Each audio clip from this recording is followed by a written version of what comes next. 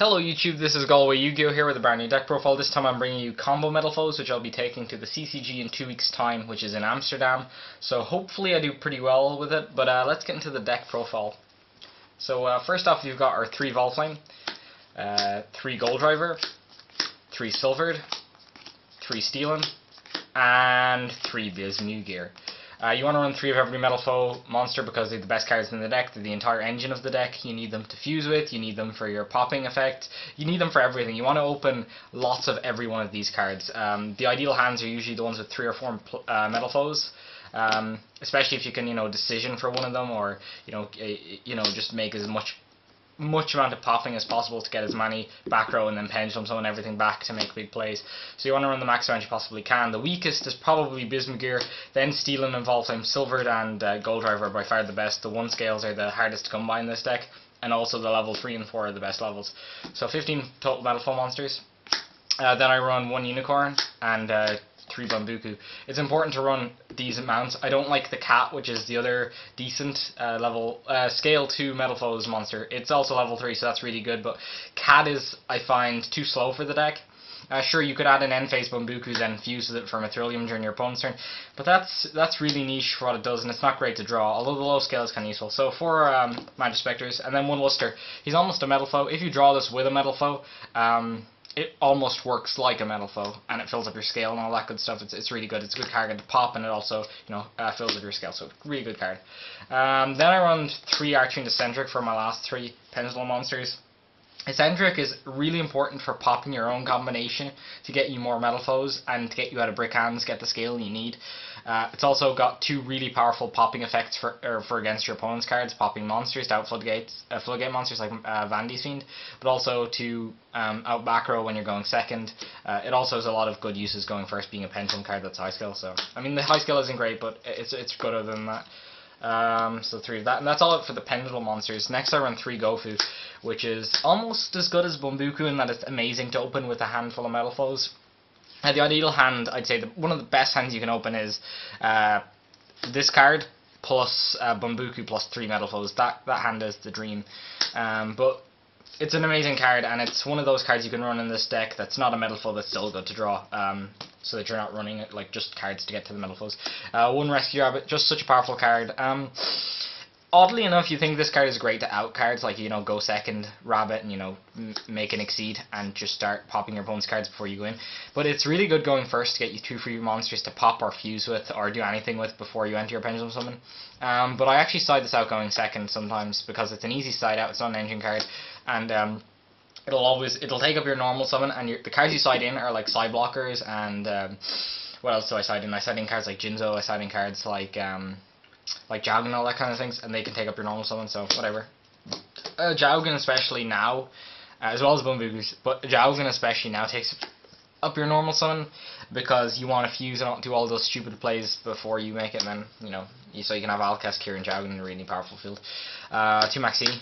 That's for the monsters. Maxi is extremely important in this deck, I believe, because you need something to go second with, and this plus Eccentric are the only 2 cards in the deck that are really good for going second. The Gofu as well, I guess, but this card allows you to, pretty much win on if your opponent goes first and you draw this card, you just win.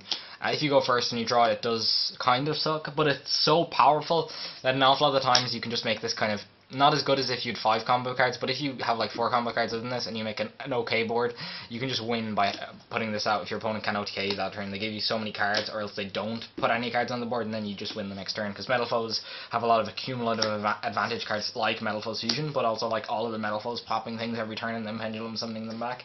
It's too strong. And I run 3 fusions, 1 normal and 2 full Metalfoes fusions. You need 2 full Metalfoes fusions because you need to play on your opponent's turn, and for the full combo where you go into you put Mithrilium up on your own turn, and then you summon Orichalc with combination. So you have 2 of these in your back row plus combination. You need to go Mithrilium into Orichalc.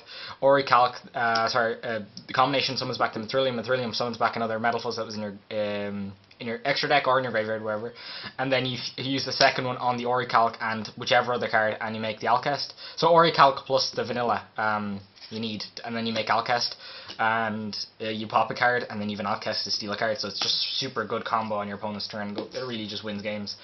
Then I run 2 Decision, because this is pretty much any Metalfoe, except it's a hard once per turn, and can be dead after you resolve the Desires. In fact, after you resolve the first one of these, it can just be dead sometimes. So yeah, and you never want to open multiple, so that's why I kept it at 2 rather than 3, but it's still extremely important. In fact, drawing this is probably better than drawing a Metalfoes, because you get something in the grave to then put back with your Mithrilium, and get free bounces back of your own scales going first. 2 Desires, same reasoning as with Painful Decision. You only ever want to see the first one, and it's a hard once per turn, so seeing multiples is just bad. Although, the argument is that you always want to open one of these cards as well, so if you ran a third of either of those cards, I think that logic is sound too, because you always want to see them.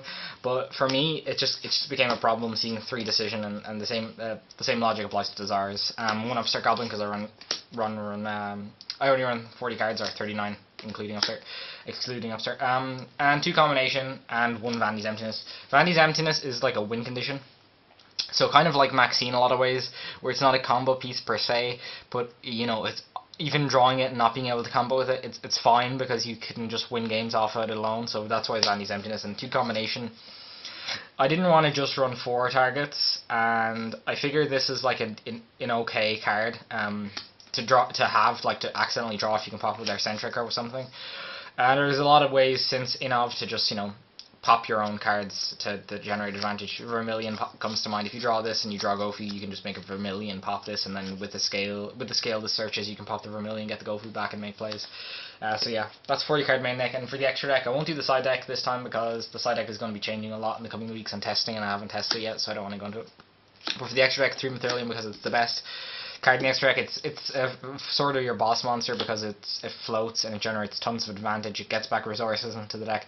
This card is not obscenely powerful in any one way, but it has 3 effects, or rather 2 effects, that do 3 things that are really good. First, it outs problems, whether it's monsters on the board. Then it recycles your resources, and also on top of both of those things, it also floats. So it's a definite 3. If you could run 2 of this, and I think you'd be making a wrong decision, but I think you should be playing 3.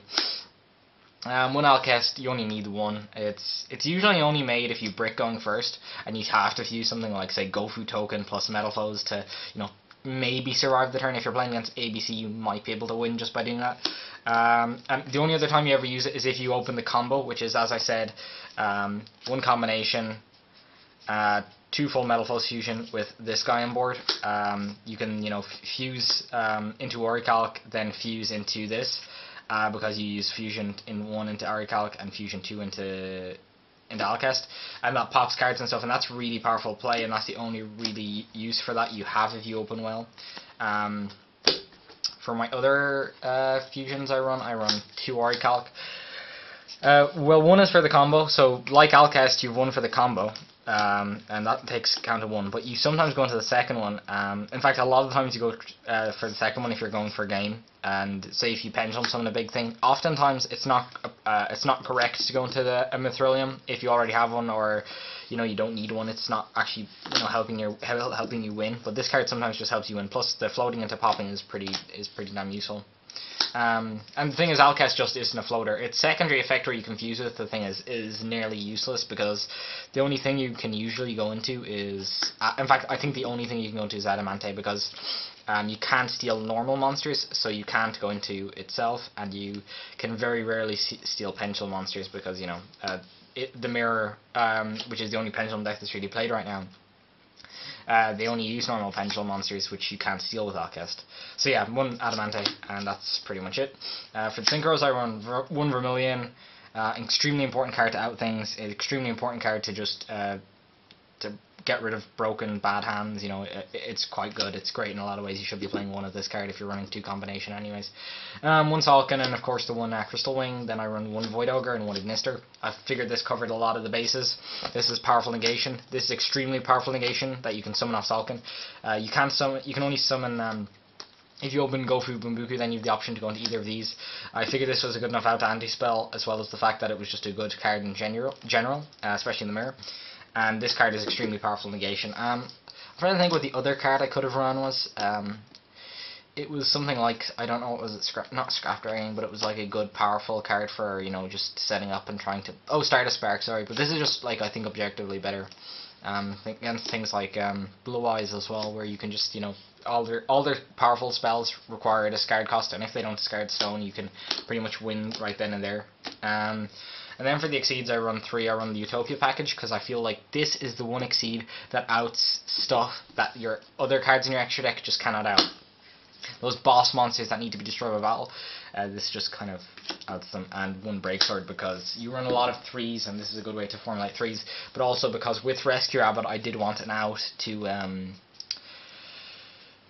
anti-spell. So this turn, Breaksword turns this into an anti-spell. Also this pops combination, which is extremely important. Diamond Arbors cannot pop your own combination, which makes that kind of weak in a lot of situations, but this can pop combination on an opponent's monster and just really powerful. Also it can break scales, which Materialium just cannot do.